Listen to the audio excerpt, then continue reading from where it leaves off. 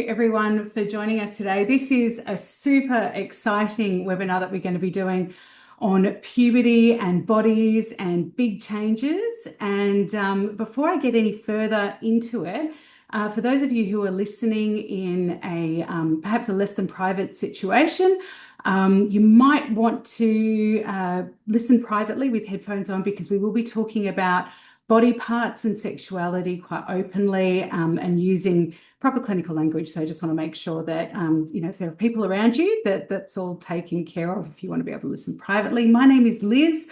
I'm the Chief Marketing Officer here at the Autism Association of Australia. I have a very strong personal connection to autism. And I'm a mum of a tween. So my familiarity with puberty, aside from having gone through it myself, obviously, is we are right on the cusp of the things that are changing. And today's webinar is brought to you very, very proudly and very, very generously by our sponsor, A4, which is Autism Asperger's Advocacy Australia.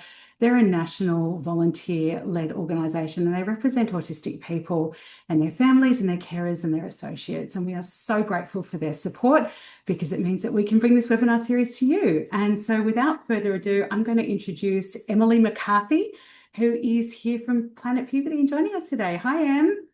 Hi, thanks so much for having me. Thanks so much for coming along. This is a big, big, big topic, and I've got to say, this is our first completely allocations exhausted webinar. So we know that, as much as I'd like to believe it's me and you, Em, as being the draw card, it's definitely you and the subject matter. So thank you for being here with us today. Puberty is this kind of really significant transition that young people are going to move through. And for autistic children and teens, the physical changes and the emotional changes and the social changes can be more complex to understand for families, and the people who are supporting them. And there are some nuances to communicating about it. So I'm really looking forward to us wading in. I just want to let everybody know that our Q&A is open and ready to go. So if you have questions, please drop them into the Q&A, and we'll be able to help you with that. I'm not quite sure why there's an echo. Somebody's just said that there's an echo. I don't know why that's happening. I'm so sorry. But we'll try and figure it out from here. Emily, we want everyone to walk away today with a clear sense around, what they can do as parents, carers, or people working with young people who are going through puberty. I guess I want to start with, tell me a little bit more about what Planet Puberty is. Who's it for? Why does it exist, and what makes it different from a general puberty resource? Thanks so much, Liz. So, Planet Puberty is a free website, and our aim is to provide parents and carers of young people with autism and intellectual disability with all the knowledge and resources they need to support their young person through puberty. Mm. And I guess as a starting point, when we think of puberty, we all probably have our thing we're rather excited or maybe worried about that comes to mind. Puberty is so broad, so our website's pretty big. We're thinking not just about the physical changes, we're thinking about those emotional changes. We're thinking about relationships, staying safe, sexuality. And kind of all those components together at school might be called comprehensive sexuality education. So our website is aiming to provide information, tips, and practical strategies and resources in all those areas, Mhm. so that all parents and carers can support their young people to have positive experiences. Excellent. I love the fact there's a flying tampon behind your head. That makes me so excited. Well, the fun part of it is we're all co-designed. So Yeah. the whole website has been through consultation with people with disabilities and parents and carers. And big feedback at the start of this project 7 years ago was just that like puberty just feels like a whole new Mm. world. And that's where the theme came from. So every part of the site, and I'll ask my colleague Erin just to share an image in the background so people can visualize if you're Hmm. watching. That'd be Um, great. Every part of the site and everything that we've added to the site has come from feedback from our community around what's useful and what's needed to support their Hmm. young people. So things like our games, which is one part of the website that people can use and engage with their young person with, that came from feedback about key topics and themes that people wanted to be able to kind of discuss Mm. more easily with their young people. I think this is a fabulous tool, whether you've got a level one or a level two or an intellectually disabled young person in your care and in your orbit. It's a wonderful tool for the general needs as well, never mind the very specific needs and additional needs that our community are looking for. For a parent who's never been to your site, like what's the very first thing that you think that they should be looking at? There are so many great areas. Sorry, I'm putting you on the spot. But I really like our webinars. Okay. So we've got some focus webinars, and they've been developed from talking with parents and carers and consistently hearing there are some themes that people really want more resources on. And I think a big part of what we kind of talk about with our tool is we're here to give you resources, Mm, but ultimately you know your young person best. So if I were to point you in one direction and say that's the one thing to do, I don't think that suits the broadness of families and people's experiences. So mm, our deep dive webinars, which cover things like emotional changes, mm, periods of menstruation, hygiene, masturbation, they go into a bit more of a deep dive around like what's happening for the young person and then like a range of different mhm, strategies.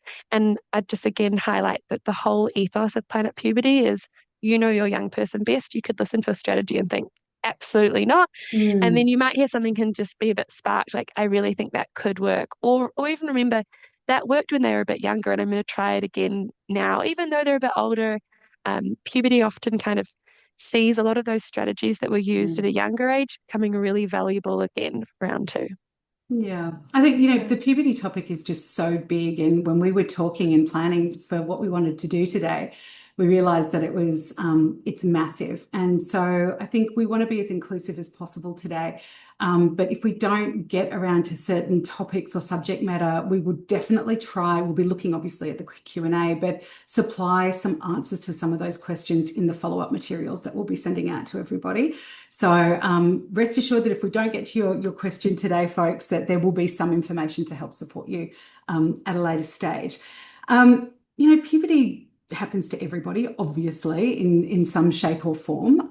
But how does it actually show up for autistic young people? Because we've talked about, one person's experience is one person's experience, and now we're saying, actually, well, for autistic people, it looks like this. What are some of the things that we know are universal that parents can expect, and how it might present differently from their own experience or from another family member who may not have might be neurotypical? Firstly, I'd start with puberty will happen. I think sometimes Um, often people are a bit surprised by that. It Mm, could be, that a young person has had delays in different areas, and mhm, that's maybe what a parent is expecting. And then they can be really surprised when mm, puberty comes in, ahead of schedule. So firstly, I'd say puberty, we'll see some physical changes, but puberty, as I said earlier, has a lot of internal and hidden aspects to it as well. And mhm, that's driven by hormone shifts. mhm, So everyone will experience those hormone shifts. And actually, kind of the age of beginning puberty is trending down a bit. So when I was young, I feel like people kind of said like, oh, between 10 and 16. mhm. Now we'd more say 8 and 16. So I think Wow. my first surprise is it it will happen, and it may Mm, happen earlier than you're kind of thinking. mhm, Um, and I think when we think about young people with really all young people, but specifically young people with mm, autism or intellectual disabilities, um, you know, routine and predictability and understanding in advance is so valuable. So mm, if we're assuming our young person's not going to hit puberty until 16 and we're not talking about these changes, um, it it can become a bigger shock and it can become more of a mm, sensory shift. So, one of our other thoughts is like, it's never too early and it's never too late. So, if you're mm, hearing this and your young person's 15 and you haven't started the conversation, that's absolutely fine. But I mm, guess I'm just highlighting to people that may be on the call with a young person that is younger, which is that mm, one thing we can kind of do to support our young person is probably start the conversations far earlier than maybe we would have ourselves expected or anticipated. So those are kind of two parts to your mm, question. But I guess I want to go a little bit more into some of the science of puberty and specifically then how that science we might notice those shifts and, stronger kind of experiences more with Hmm. young people with autism. So, um, when we think of puberty, we've got kind of different parts of our brain that do different things.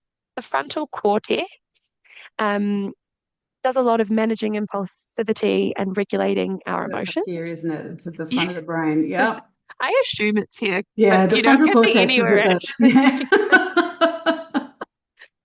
Um, but the frontal cortex does lots of really important jobs for us. Hmm. And it can be an area young people with autism can already find quite challenging to engage. When we're going through puberty, um, a description I really like is that your frontal cortex is going through a renovation. And if Right. we think of that like your house, it's Hmm. like, like sometimes that means there's kind of just a bit of mess in spaces and a bit harder to Hmm. navigate. Sometimes it's like this area is shut off because it's an unsafe space. Right. And that can see these regressions that can feel quite confronting. Hmm. Um, but equally, I just want to highlight because it can feel really confronting, like that is your young person building an infinity pool or a tennis court. Like great Okay. things are coming with this renovation, but it means really important skills that you've probably worked really hard with your young person to develop and refine may Hmm. not be as accessible to them. So there will be more regressions for a lot of young people. Hmm. Is probably one of the kind of core things I'd like to highlight. Okay. Yeah. So prepare for the situation to maybe not improve immediately, and we might see some regressions and step backwards as we go. So two steps forward, one step back as we go through puberty.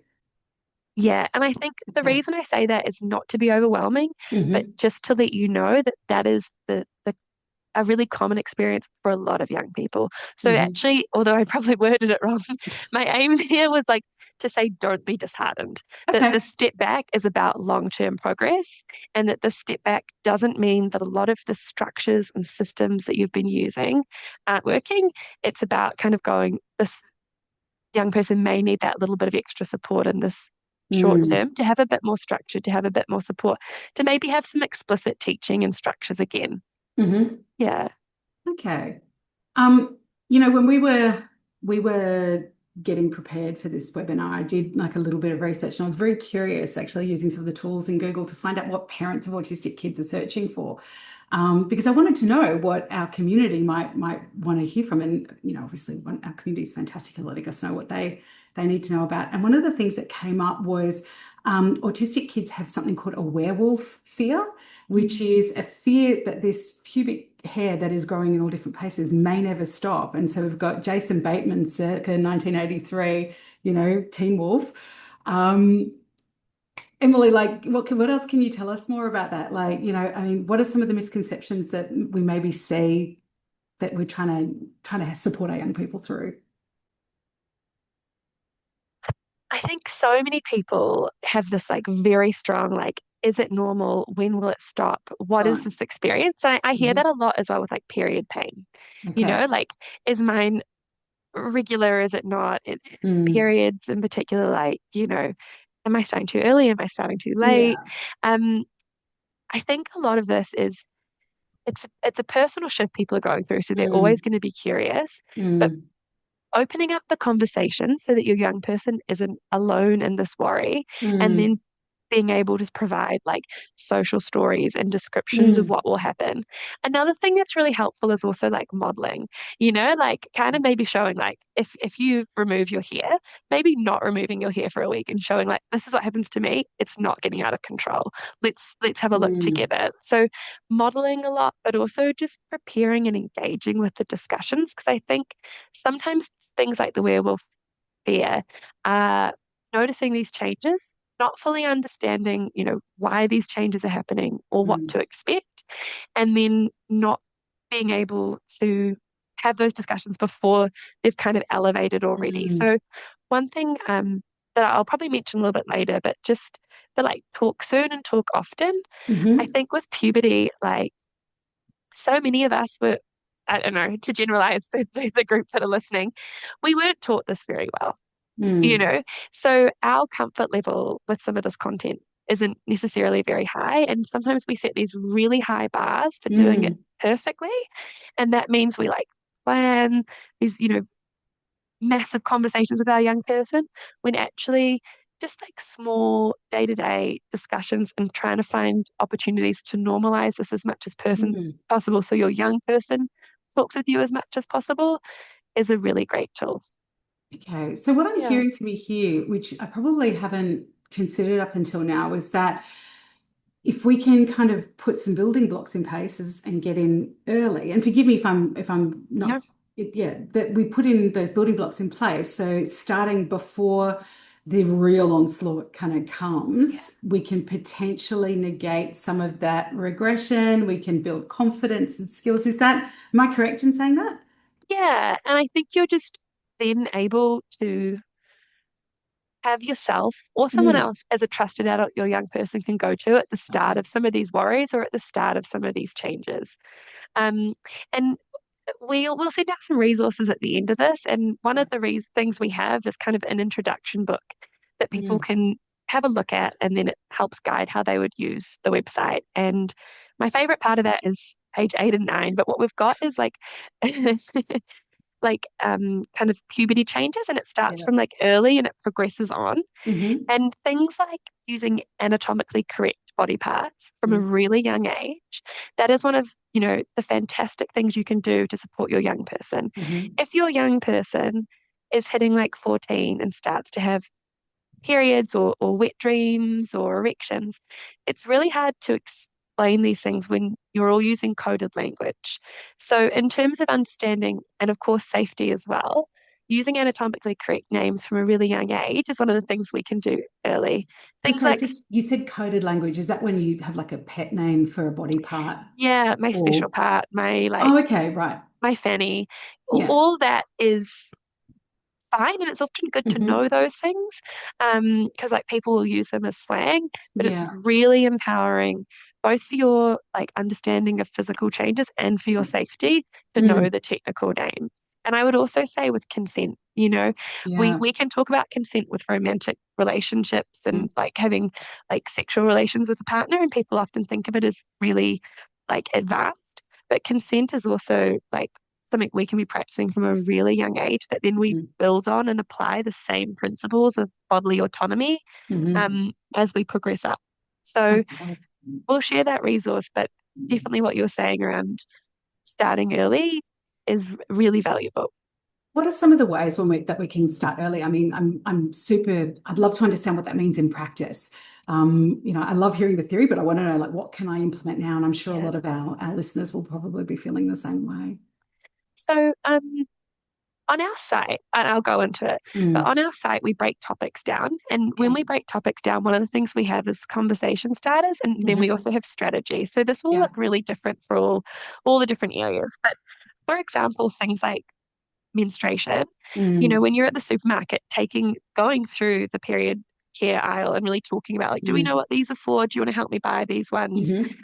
Potentially, if you're comfortable modeling to your young person around how you're going to be um, like using those products and Mm, how often you change them, how you put them in the bin, all those things are really helpful. mm, Um, Also, like thinking about, and I think this is again why I really like the visual of all the things you can expect, thinking about what changes are going to be coming and then starting to kind of preempt some of those. So, another one that I like to think about a lot is preparing so we're minimizing sensory load because hmm. often when a big kind of milestone happens, we're going through a hormonal shift and a sensory shift and then a Hmm. routine shift.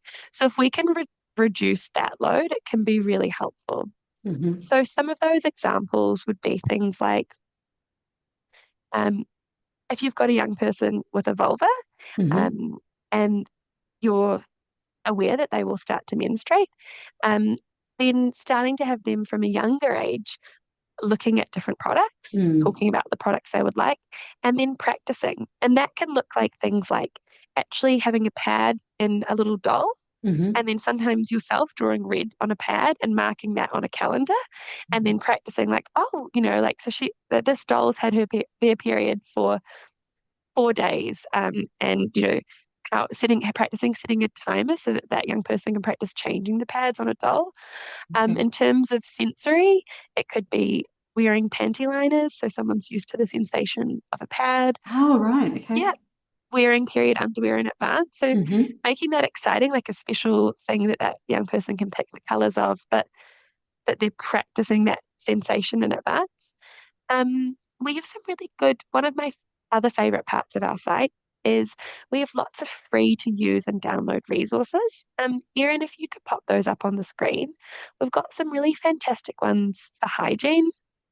So on the screen, we've got an example of the pad one, and it Hmm. gives like the whole schedule of how to safely use a pad. And I guess what I'm highlighting is a young person could practice having this as part of their schedule in advance of menstruating. Okay. We've also got a shaving one on the side, and that's another, sensory, um, very sensory experience. And for some Mm. people, like being having a lot of hair is also very sensory. So it's, I guess, starting to explore in advance what works for a young person. We Hmm. have different ones for electric razors and things, but Okay. for, for this one, you could practice with your young person um, doing the whole routine before they're growing hair and just practicing with a razor lid on so that it's like Oh, so safe. the They're caps on the practicing. laser, on the razor, Yeah. sorry. And okay, that's really clever. So you've got the sensation, like firstly the foam, Hmm. is that too much? And then you've got the sensation of a razor, but there's not the possibility of cuts and things at that point. So that young Sure. person is building confidence and safety. Yeah. And equally, if that sensation with the lid and the foam is too much, then potentially like that's not the best hair removal approach for this young person. So Hmm. just kind of starting those practice opportunities early is really valuable. Um, And it yeah, sounds like those processes would be valuable, irrespective of the support needs of the autistic person that we're assisting. So whether that person is speaking or is non-speaking, whether that person is living at home with their parents or in out-of-home care, yeah, that these are practices that are universal and valid for all. That's what it sounds like to me. What do you think, like some of the challenges might be? And I know that, we have some autistic young people who may become uncomfortable talking about their own bodies, and uncomfortable or feel pressured, or that it's a demand to start this. What are some of the ways that parents could potentially bring this up, and still meet their child's needs, or their young person's needs without, triggering them into a meltdown space or an avoidance space? great question. And again, there's not going to be one answer I can I'm give. sure, I'm I sure it's a wish I big could give topic. one answer. That would be Yeah. great. But I think often starting like earlier, starting gently Mm. as well. So kind of coming in when we can with a bit of curiosity. Often I Mm. would use an example, even if you have to make it up, Hmm. like, oh, Yeah. like, um, this person's just started menstruating. Are you feeling confident about that? Or this person, has, just gotten a boyfriend. Is that something you're interested in? And Okay. then your young person, often, what, they might completely shut you down. But you've actually opened a doorway that then they know that that's a topic you're open to. So I wouldn't take the shutdown personally. And I would also say it's really important to have a trusted adult that your young Mm. person can speak with. It can feel like a bit cutting. You're not always that trusted adult. Like sometimes Tell me it's about it. you want to be. Well, I guess Yeah. maybe for some of these conversations Yeah. not, but sometimes it's someone of the same gender. Sometimes it is someone that maybe has the same like sexual orientation as you, Yeah. and like that person that's maybe a family friend might Hmm. be the person your young person gravitates to. So I think just noticing if your young person feels far more comfortable with someone else, and then maybe Mm. kind of having that chat of like, they're really comfortable. This is something we really want to foster. If you're Okay. comfortable, like it would be great to keep that relationship up. So I guess it doesn't have to always be coming from you, Mm. but fostering that conversation and that trusted person that they can connect with is really valuable. Yeah. And some people just find it easy. Like I've often heard people find, say, with hygiene, it's easier if the teacher sends home like a hygiene story because the young person Sure. maybe feels like the teacher says we have to have a shower every second day, or or Yeah. a medical professional. So I guess a big part that a big part of life is puberty. Everyone goes through Mm. it. I think we often use that as a bit of a cop out. Like everyone goes through puberty, it's totally normal.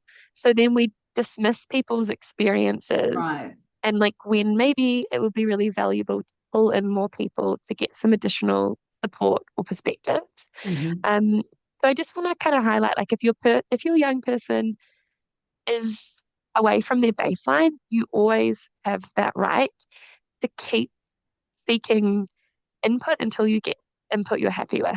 Hmm. And I was recently talking with a mum whose young person had started menstruating, and the young person was really worried about like how much blood they were Mm. losing each month and the pain. And the mum was saying, look, I think from my perspective, it's actually probably normal. But we were talking about sometimes the value of just having that third person Yeah. listening and talking and validating. So sometimes that different person can provide that support.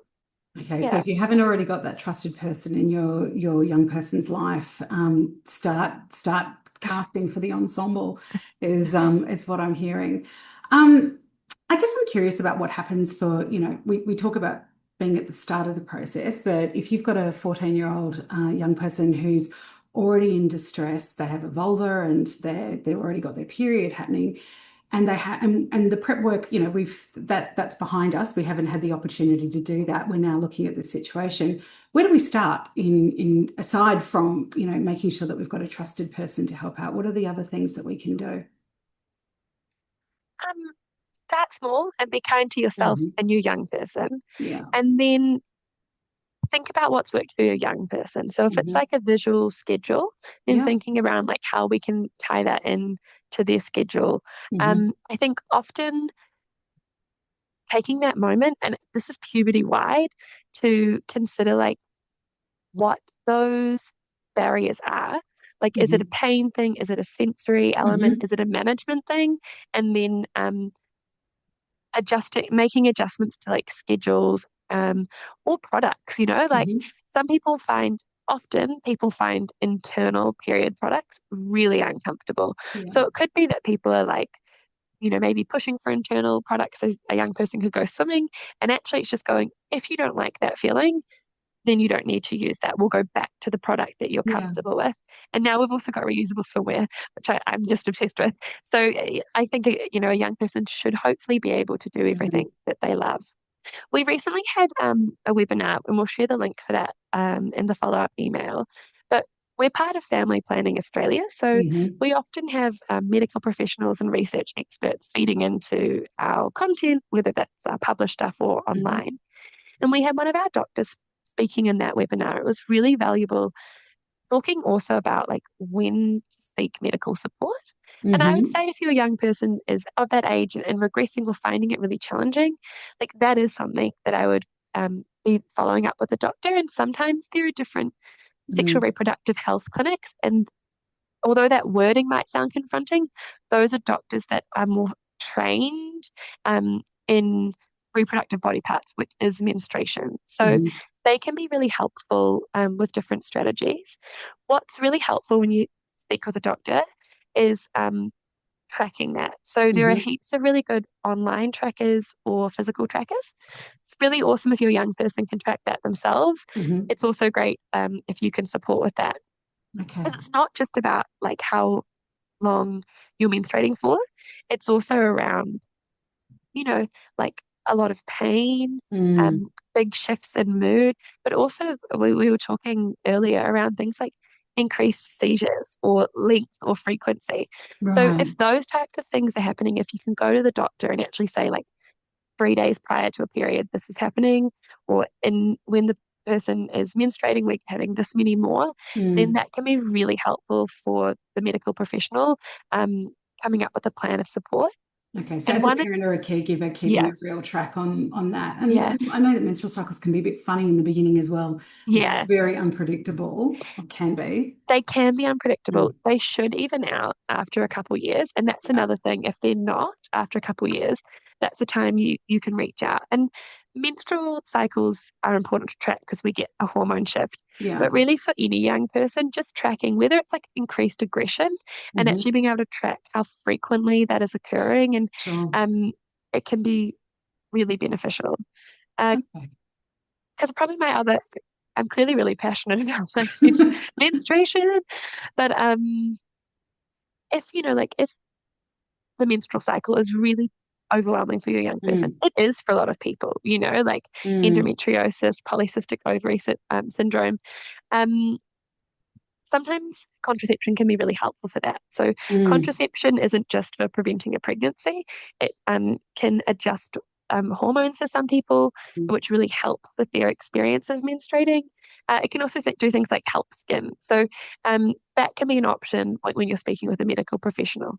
Okay, and I can provide some Yeah. advice. I always think of it as like the greatest, the gods have humor because so many of our kids are going through puberty at the same time as some of we ladies who are going through perimenopause, and it's wild, right? So it's what is perimenopause is the biggest rewiring of the brain since puberty, and so to have these two kind of figures in a household potentially going through a renovation, a Yeah. frontal cortex renovation at the same time is wild. Um, how can we support parents as well in managing the emotional load on both sides? And when your pubescent teen is or tween is going through what they're going through, how we can also regulate. What's some of your advice there? Just firstly, it is wild having the double shift in one household. Yeah. Absolutely wild. And I guess that kind of just feeds into the importance of self-care. And I Mm, think, often it can feel like something that's the last thing that comes into play and like an optional thing only when you're able to kind of fit it in, which often, you know, who has the time? But it's not optional and it's not indulgent. It's a really important foundation for you being able to show up for your young person.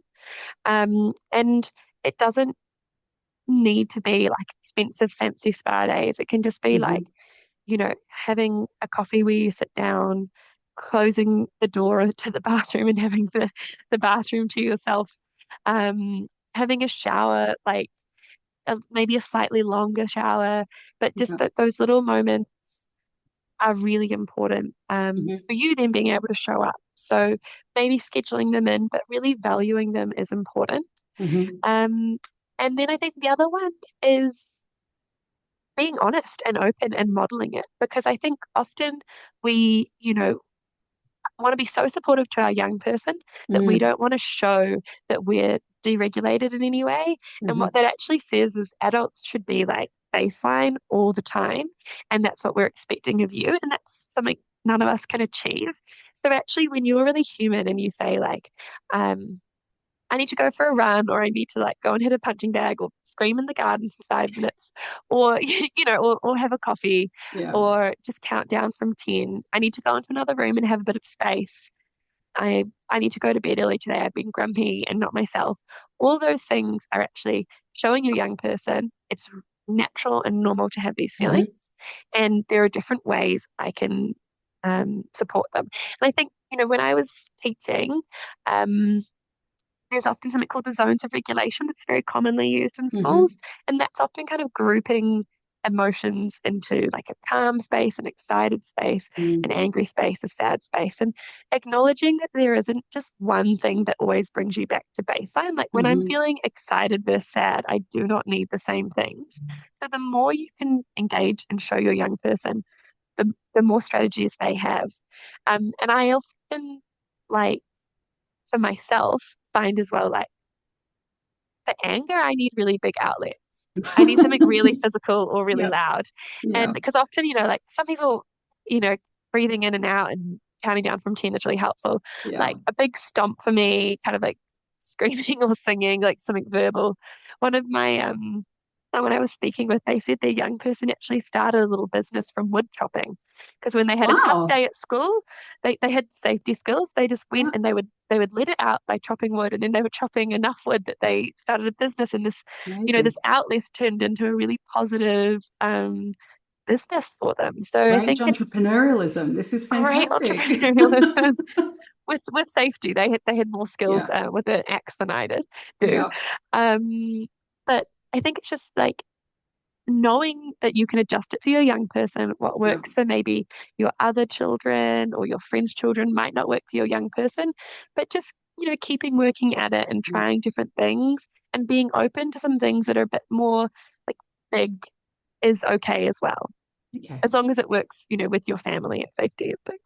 I think that's all really sound advice. I look forward to implementing some of it in my own home and reporting back to you, Emily. I would love to take this moment to go to Q&A because we've had a few questions come through, and the first is from Sophie, and she's saying that she knows the onset of puberty can often be a trigger for the development of eating disorders in young people. Do you have any strategies for supporting young people in managing this aspect of things in terms of prevention and coping with body shape changes, etc.? We have a little bit on body Hmm. image on our site, and we probably don't have as much on eating disorders. But what Yeah. I would say is we'll send out an email at the end of this. As I said, we're Hmm. always open to co-design. So Yeah. like if that's something that keeps coming up, we'd love to be able to create some resources to better address that. Okay, so I parents think should definitely get in touch with you if they do want to get be in touch involved with in us, helping to build please. that. Okay. But I think the other part I would take with that is early discussions around, body image and healthy habits. And, the more we can build that in when young people are young, Mm, can be really helpful. And that's another one that if you're not sure or noticing things at the onset of puberty, that's something I'd be getting medical feedback on as soon as possible. So we'll see if we can send out any additional helpful links on that as well. okay. We often think of families, I think there's a very, an archaic view of families as two parents and a child. And we know that family composition in the contemporary world is often very different. And there's a much higher propensity for families with neurodivergent young people and autistic young people to be working in a single parent or co-parenting environment. Christy Liu has asked, could we share some helpful tips for a single mum in supporting her son in puberty? So that's being of a different gender and being, a single parent.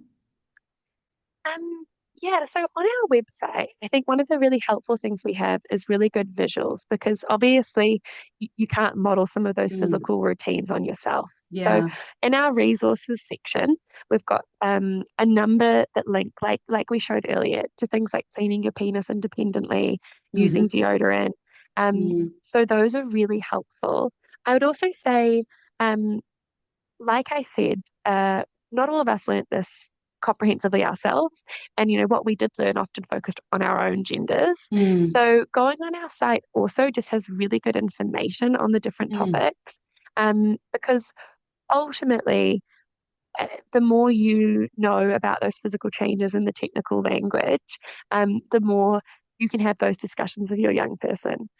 I'd also say, I guess we often have discussions with mothers with young sons that mm. focuses on masturbation in public as well, Okay. as a big challenge, and maybe having had that as quite a different experience when Mm, they, from their own personal experiences growing up.